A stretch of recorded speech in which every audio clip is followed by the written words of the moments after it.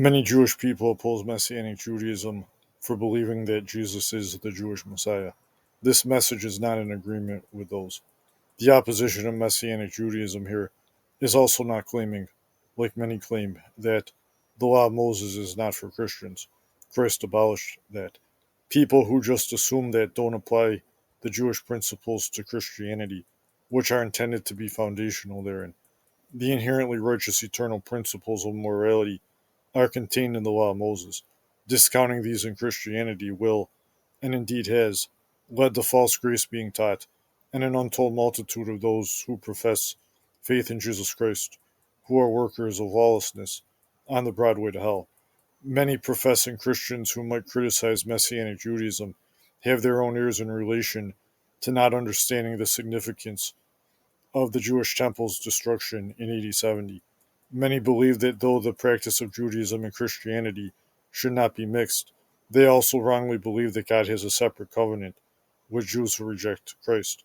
These are almost or altogether inevitably Zionists, who also wrongly believe that the Jewish people have an unconditional right to a homeland in the Middle East.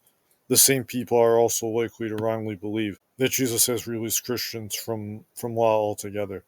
Along with the eternal moral law which God sought to incorporate into ancient Israel, he incorporated ceremonies into his worship there also.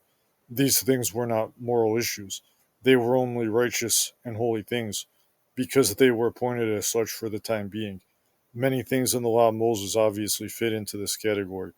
A moral law is inherently right and holy. A ceremonial law is only right and holy by appointment. The Sabbath itself was a matter of the ceremonial law between God and national Israel. Ezekiel 20, verse 12 says, "Moreover also I gave them my Sabbaths to be a sign between me and them, that they might know that I am the Lord that sanctify them."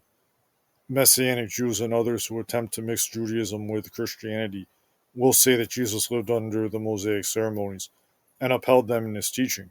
They are right in that. The appointment that Jewish Christians continue to do these things was also not immediately lifted after Jesus' death and resurrection, nor after the sending of the Holy Spirit upon his disciples on the day of Pentecost. Those who attempt to mix Judaism with Christianity will pounce on this obvious fact, yet they ignore how God indeed, in due time, removed his appointment of these ordinances. They are right that Jesus taught and practiced the Mosaic ceremonies. If they claim that the apostles did the same, they are right about that too. But are they right to conclude that anyone ought to be practicing Judaism now? No. For about 12 years after the pouring out of the Holy Spirit at Pentecost, recorded in Acts chapter 2, there had never been a Christian who was not simultaneously a religious Jew practicing the Jewish ceremonies.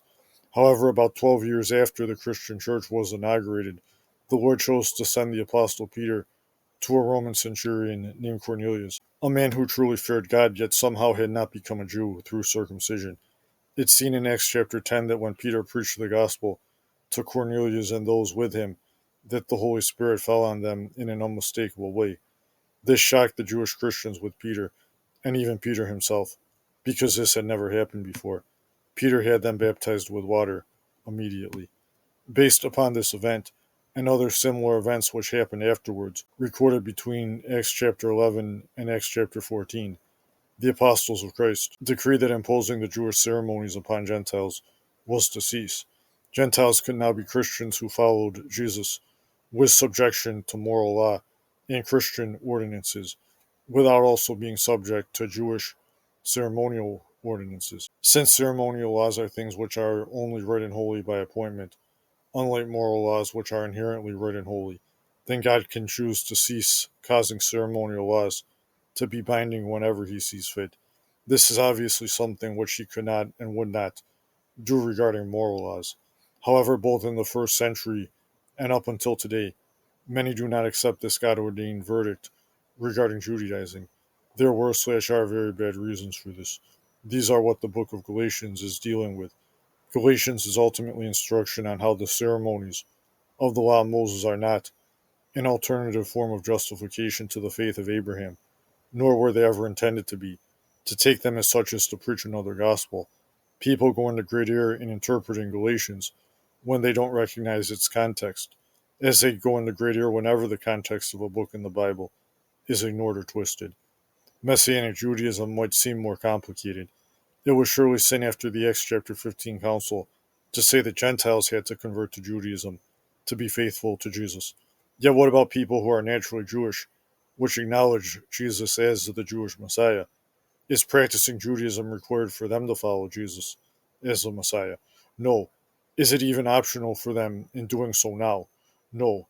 Trying to keep the Jewish ceremonies now is actually a sin when done by anyone. Didn't circumcised Jewish Christians in the New Testament continue to practice Jewish ceremonies even after Cornelius and the Acts chapter 15 council? Most professing Christians would say no, or that they don't know, but the answer is yes. Acts chapter 21 proves that beyond any doubt, along with many other things recorded in the book of Acts after chapter 15. However, something changed shortly after the things recorded in the book of Acts. Biblical Judaism centered around the temple in Jerusalem. In AD 70, the temple was destroyed by the Romans. The Jewish Christians had already escaped Jerusalem altogether at that point. The destruction of the temple obviously made the practice of faithful Judaism as a whole impossible for anyone, since the vast majority of the Jewish ceremonies required the tabernacle, which had become incorporated into the temple, as well as a functioning Levitical priesthood, to faithfully perform. The temple has never been rebuilt to this day, in spite of many plans to do so over the last 1950 years. No one can faithfully keep the Jewish ceremonies now without the Levitical priesthood in place and the temple in Jerusalem in place. This destroys the basis for Messianic Judaism. The Jewish feast had to be kept in the land formerly known as Canaan, in the place God would choose to cause his name to dwell. It can be seen in Acts 18:21 that the Apostle Paul knew he needed to go to Jerusalem to keep the feast which he intended to keep at that particular time. It is impossible to properly keep the Jewish feasts now, as they were prescribed in the Bible. Attempting to keep them now is an unscriptural offering of strange fire before God in principle. God testified his wrath against such by killing Nadab and Abihu for doing this in Leviticus chapter 10. There is very great sin in Messianic Judaism. Judaism is impossible to faithfully practice in line with the law of Moses, while biblical Christianity is possible to faithfully practice anywhere on earth. Messianic Judaism militates against this lesson and implicitly justifies the dead works of the religious Jews who blatantly reject Jesus as the Messiah. The Jewish ceremonies do teach spiritual lessons, which in themselves are still valid. We should not keep the ceremonial observance of them, but we should indeed receive the lessons which they represent and act in accordance with those lessons. When the Apostle Paul told the Corinthians to keep the feast, in relation to Passover and the Feast of Unleavened Bread, in 1 Corinthians chapter 5, he was referring to putting away sin, which leaven represents in relation to these. The things which the Jewish ceremonies teach about being redeemed from sin and being reconciled to God ought to be a reality in us.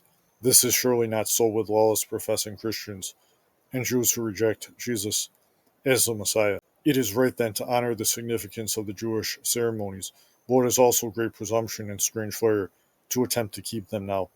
It is also not necessary to call Jesus Yeshua and to use other Hebrew titles in reference to divinity as if these are necessary or better to use. The apostles of Christ wrote the New Testament in Greek and used Greek words to say things like God, Jesus, and Lord. All of the insistence or preference for Hebrew words in this regard is an error, which reflects or grows into false spirituality. Shame on groups which attempt to mix Jewish ceremony, since there is no temple nor Levitical priesthood now, with following Jesus, and or mix exaggerated Jewish appearance and speech with following Jesus. Romans chapter 2 verses 28 and 29.